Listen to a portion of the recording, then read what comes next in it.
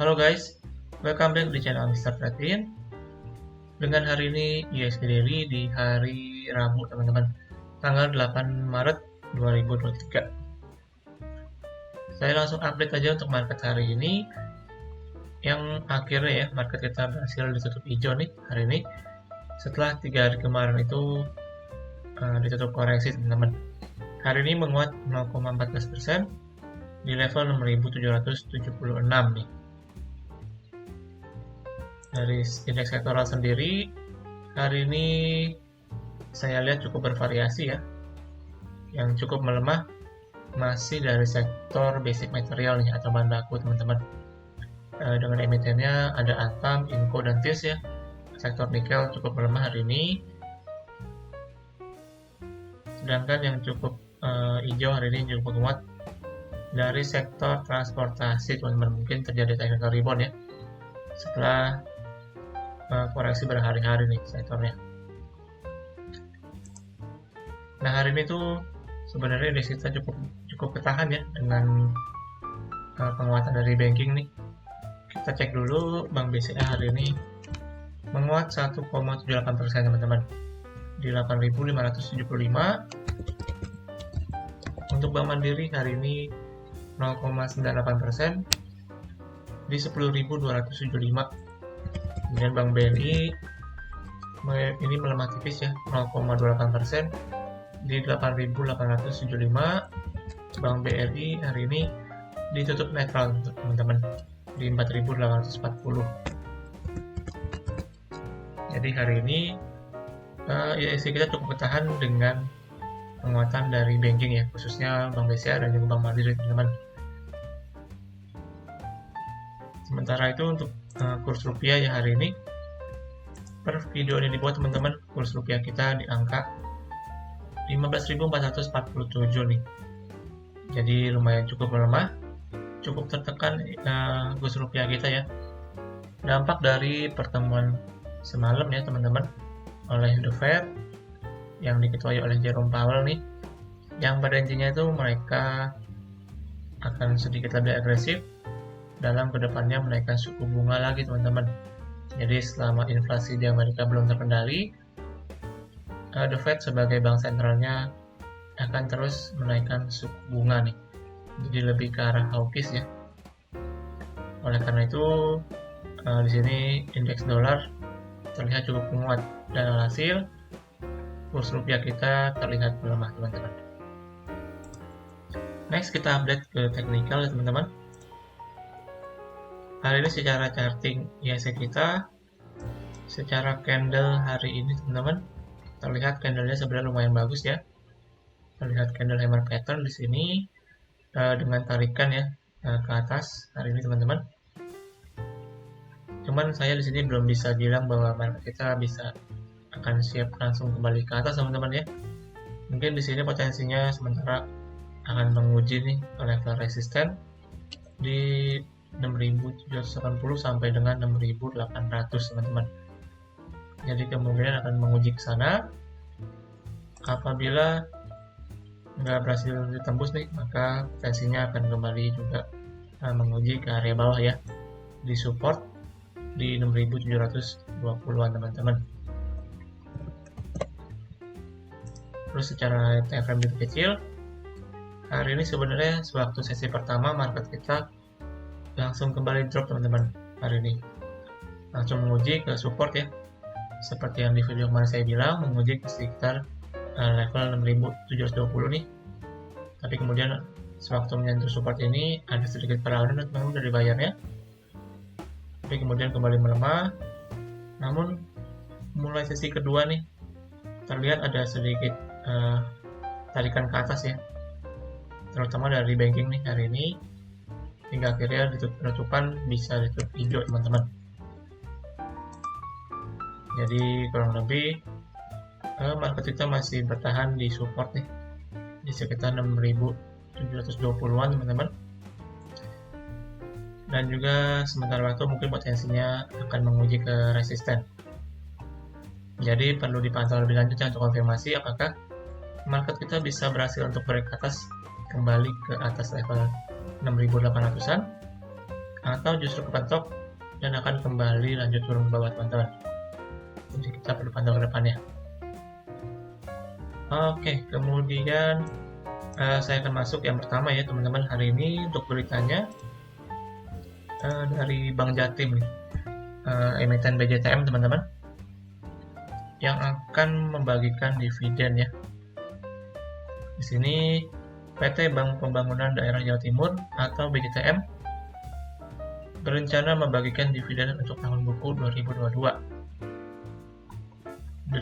Direktur utamanya yaitu Busrul Amin mengatakan ketentuan pembagian dividen akan disampaikan usai pelaksanaan rapat umum pemegang saham tahunan pada April mendatang.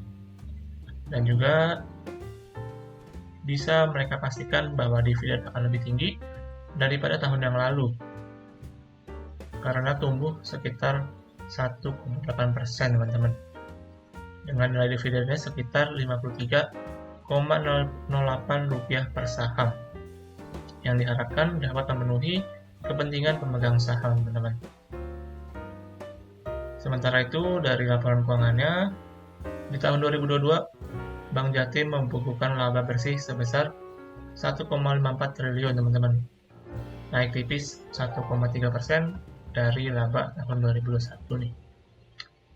Jadi di sini yang pertama beritanya dari Bank Jatim teman-teman, yang akan berencana untuk membagikan dividen ya di tahun buku 2022,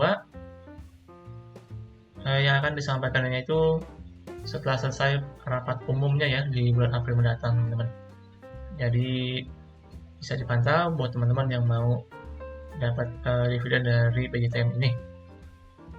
Kemudian kita langsung lihat cek aja ke teknikal ya dari BJTM teman-teman. Hari ini BJTM closingannya di 740 nih hari ini. Dari volumenya cukup lumayan tinggi. Namun pergerakannya masih cenderung sideways ya teman-teman di sini. Nah, secara tren besarnya kalau saya lihat ya di sini untuk BJTM, secara tren besar masih cenderung sideways teman-teman atau konsolidasi ya. Mungkin emang kalau namanya bank daerahnya lebih pergerakannya lebih cenderung slow teman-teman, nggak terlalu fluktuatif tinggi. Jadi terlihat di sini dari tahun 2021 ya teman-teman. Ini BJTM bergerak sideways di range harga kurang lebih 680 sampai dengan 820 teman-teman. Jadi range-nya nggak begitu lebar dan juga pergerakannya cenderung sideways aja ya, nggak kemana-mana nih. Nah di sini untuk BJTM sementara supportnya menurut saya dari 730 ya untuk support dari BJTM. Jadi buat teman-teman yang mau spekulasi untuk nanti bisa ikutan dividen ya dari BJTM, bisa coba tunggu nih dekat-dekat support di sekitar 730. Terus juga selain itu ada resisten juga teman-teman. Resist dekatnya itu sementara ada di 755 dan juga resist jauhnya ada di 780. Nah sini tapi kalau saya lihat untuk BJTM ini mungkin pergerakannya cenderung lambat ya teman-teman. Jadi perharinya bisa jadi nggak gerak, bisa juga cuma bergerak 1 hingga 2% doang teman-teman. Jadi tergolong slow ya untuk BJTM ini.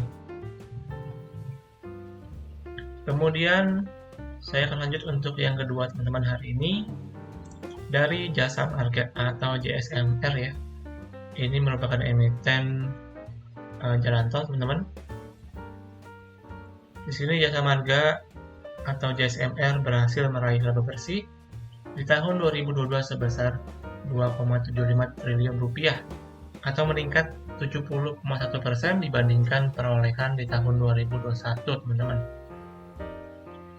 Kemudian menurut Direktur Pengembangan Usahanya yaitu M. Agus Setiawan mengatakan bahwa laba tersebut diperoleh dari dua sumber pendapatan.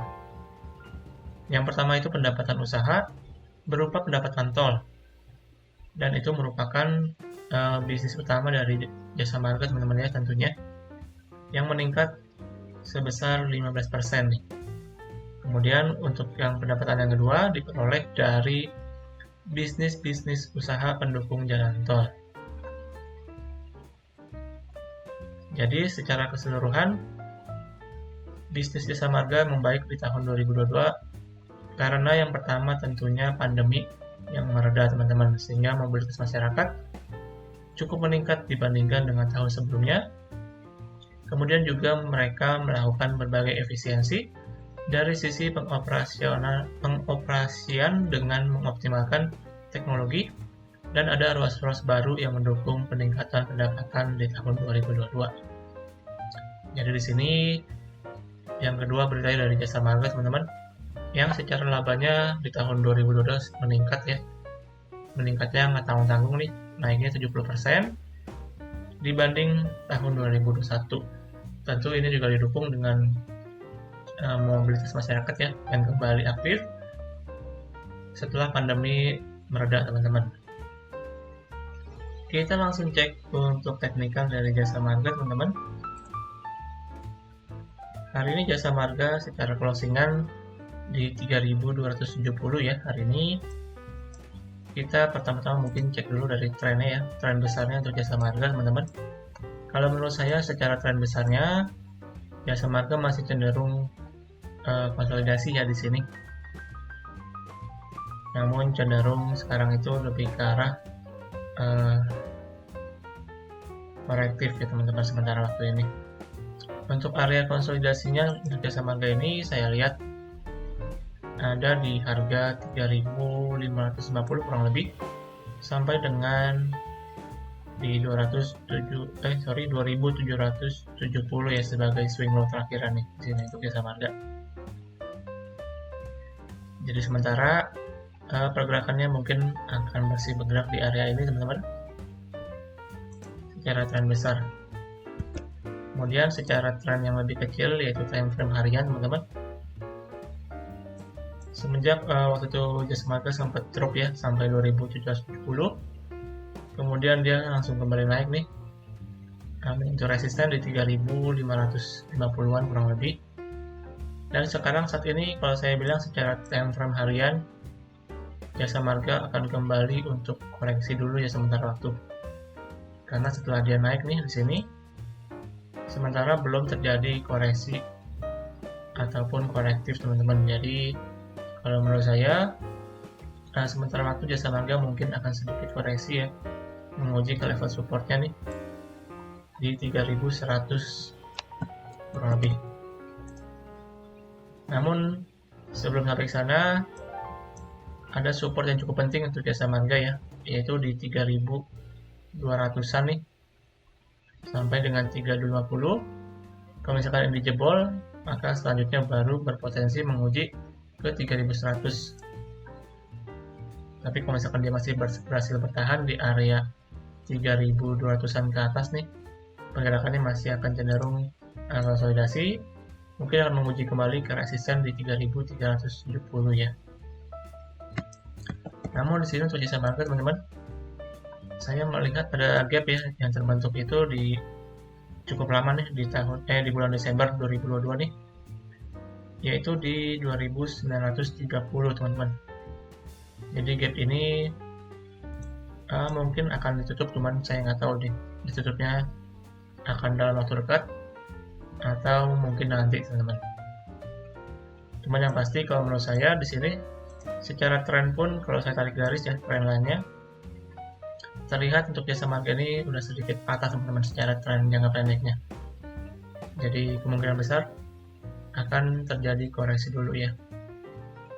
Jadi buat teman-teman yang masih yakin dengan Jasa Marga, boleh tunggu nanti dekat support aja di sekitar 3.100-an, atau yang lebih jauhnya mungkin bisa tunggu di dekat-dekat ini ya sewaktu gapnya ini teman-teman di 2.930.